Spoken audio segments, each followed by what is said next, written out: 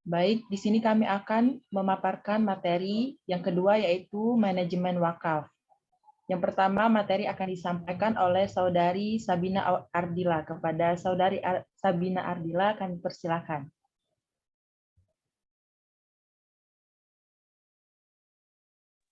Baik, saya sini akan menjelaskan wakaf.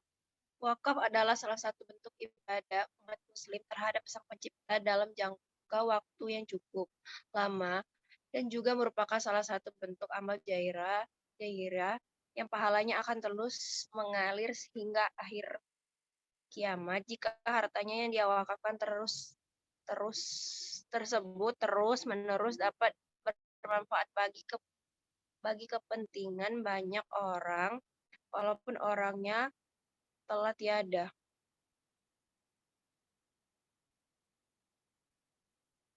Hukum dan landasan wakaf. Hukum wakaf diatur dalam Undang-Undang Nomor 41 Tahun 2004. Untuk manajemen lembaga pengolahan wakaf sendiri diatur dalam Pasal 9 UU Nomor 41 Tahun 2004, yaitu perseorangan organisasi dan badan hukum sebagai tugasnya dan kedudukan Bank Wakaf Indonesia BEWI bertuang dalam Pasal 47, 48, 49, dan 50 UU Nomor 41 Tahun 2004.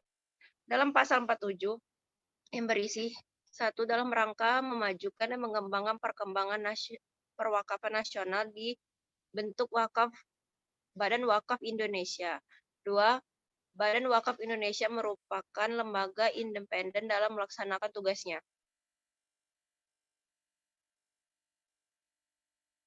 Badan Wakaf Indonesia berkedudukan di Ibu Kota Negara Kesatuan Republik Indonesia dan membentuk perwakilan di provinsi atau kabupaten atau kota sesuai dengan kebutuhan.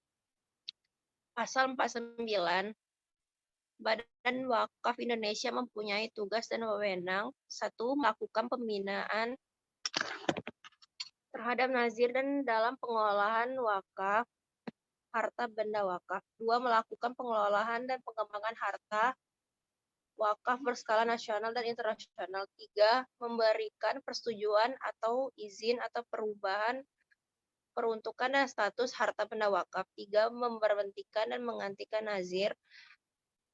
5. Memberikan persetujuan atas penukaran harta benda wakaf.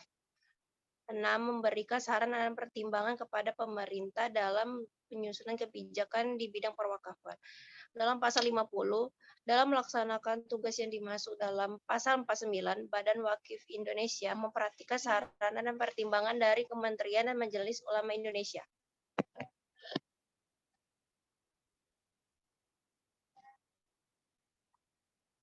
Baik, itu saja saya bisa sampaikan. Kembali lagi kepada moderator. Baik, terima kasih kepada Saudari Sabina Ardila. Materi selanjutnya akan disampaikan oleh Saudara Fajar Pahlevi. Kepada Saudara Fajar kami persilakan. Baiklah, terima kasih kepada moderator. Pada bab ini saya akan menyampaikan syarat nazir dan organisasi pengelola wakaf itu sendiri. Syarat-syarat pengelola atau nazir perseorangan terdapat pada pasal 10. Yang pertama, warga negara Indonesia atau WNI. Yang kedua, beragama Islam tentunya. Yang ketiga, sudah dewasa atau balik. Yang keempat, amanah. Dan yang kelima, mampu secara jasmani, rohani, dan tidak terhalang melakukan perbuatan hukum. Atau misalnya dia sudah kena kriminal atau masuk penjara, itu nggak bisa ya. Terus juga syarat organisasi menjadi pengelola wakaf diantaranya yang pertama, pengurus organisasi yang bersangkutan. Syarat organisasi menjadi pengelola wakaf yang pertama, pengurus organisasi yang bersangkutan memenuhi persyaratan nazir perseorangan. Yang kedua, organisasi itu bergerak di bidang sosial pendidikan, kemasyarakatan, atau keagamaan Islam. Syarat badan hukum menjadi pengelola wakaf. Yang pertama, pengurus badan hukum yang bersangkutan harus memenuhi persyaratan nazir perseorangan. Yang kedua, badan hukum Indonesia yang dibentuk sesuai dengan peraturan perundang-undangan yang berlaku. Dan yang terakhir, badan hukum yang bersangkutan bergerak di bidang sosial, pendidikan, kemasyarakatan, atau keagamaan, yaitu agama Islam. Baiklah, adapun makosid atau tujuan utama wakaf itu sendiri. Yang pertama, ialah sebagai sarana kita sebagai umat muslim untuk bentuk ibadah kepada Allah Subhanahu wa taala. Dan yang kedua, sebagai sarana pelengkap dalam memakmurkan bumi sebagaimana kita diciptakan sebagai khalifah.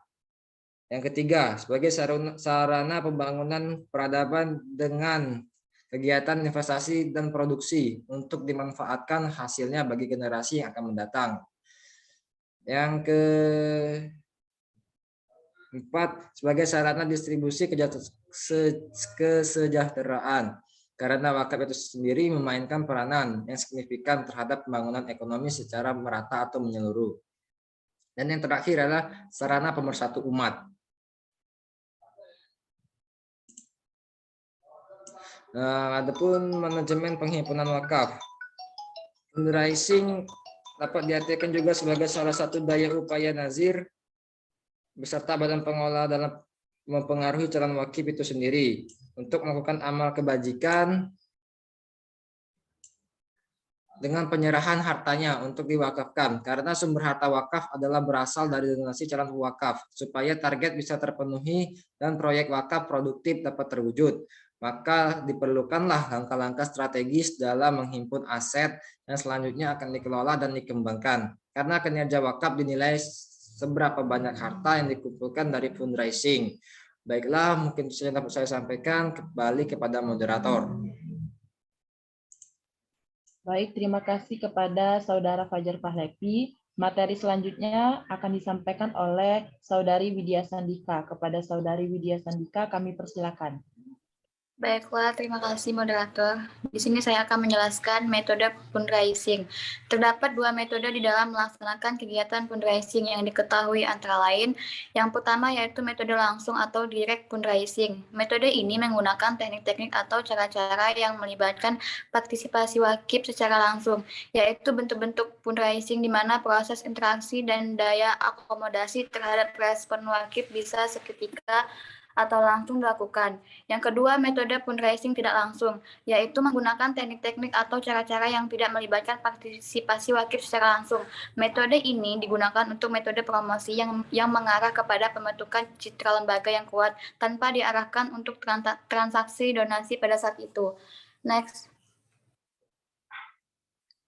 Tujuan fundraising. Yang pertama yaitu menghimpun dana, memperbanyak donatur atau calon pewakaf atau wakif, meningkatkan atau membangun citra atau reputasi lembaga, menghimpun simpatisan atau relasi dan pendukung. Next. Ruang lingkup fundraising. Motivasi. Motivasi yaitu serangkaian pengetahuan, nilai-nilai, keyakinan, dan alasan-alasan yang mendorong donatur atau wakif untuk mengeluarkan sebagian hartanya. Program, yaitu kegiatan pemberdayaan implementasi visi dan misi lembaga perwakapan atau nazi yang jelas sehingga masyarakat yang mampu tergerak untuk melakukan perbuatan wakaf atau yang terkait dengan perwakapan. Yang terakhir, metode fundraising. Metode fundraising harus mampu memberikan kepercayaan, kemudahan, kebanggaan, dan manfaat lebih bagi masyarakat, donatur, atau wakif. Unsur-unsur fundraising. Analisis kebutuhan, segmentasi calon pewakaf atau donatur, identifikasi calon pewakaf atau donatur, produk, promosi, maintenance. Baiklah, itulah yang bisa dapat saya sampaikan. Kembali kepada moderator. Baik, terima kasih kepada Saudari Widya Sandika.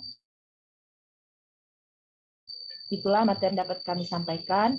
Dari materi tersebut dapat kami simpulkan yaitu wakaf adalah salah satu bentuk ibadah umat muslim terhadap Sang Pencipta dengan jangka waktu yang cukup lama dan juga merupakan salah satu bentuk amal jariah yang pahalanya akan terus mengalir hingga hari akhir atau kiamat. Hukum wakaf diatur dalam Undang-Undang Nomor 41 Tahun 2004, yang dimana wakaf perbuatan hukum wakif untuk memisahkan dan menyerahkan sebagian harta benda memilikinya untuk dimanfaatkan selamanya atau untuk jangka waktu tertentu sesuai dengan kepentingan guna keperluan ibadah dan kesejahteraan umat. Tujuan utama dari wakaf antara lain yaitu sarana penghambatan kepada Allah Subhanahu wa taala, Ibadah wakaf mesti dapat membawa pelakunya pada kesempurnaan ibadah kepada Allah Subhanahu wa taala sebagai alasan terbesar penciptaan manusia itu sendiri. Dalam Quran surat Az-Zariyat ayat 56. Mungkin itulah yang dapat kami simpulkan dari materi bab 7 tadi. Lebih dan kurang saya selaku moderator mohon maaf dan saya undur diri. Wassalamualaikum warahmatullahi wabarakatuh. Waalaikumsalam warahmatullahi wabarakatuh.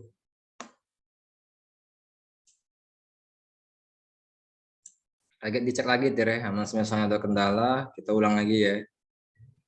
Oh. Oke. Lydia, Tiara, Sabina, makasih. Oke. Oke.